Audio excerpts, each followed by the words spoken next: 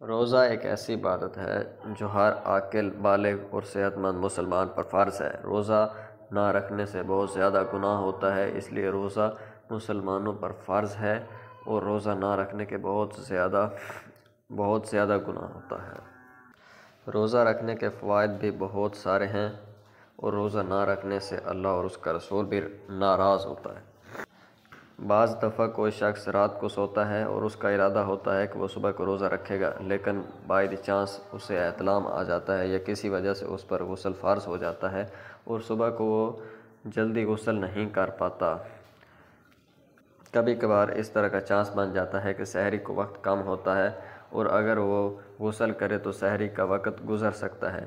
اس کے لیے طریقہ کار یہ ہے کہ اگر کوئی شخص روزہ رکھنا چاہتا ہے اور اس پر غسل فرض ہے تو وہ بغیر غسل کیے بھی سحری کھا سکتا ہے۔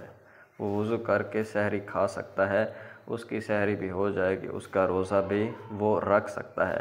لیکن صبح فجر کی نماز پڑھنے کے لیے اس کے جسم کا پاک ہونا ضروری ہے، اس لیے اسے چاہیے کہ سحری کے وقت سحری کھا لے، روزہ رکھ لے اور فجر سے پہلے غسل کر لے، یا غسل کرنے کے بعد فجر کی نماز پڑھ لے۔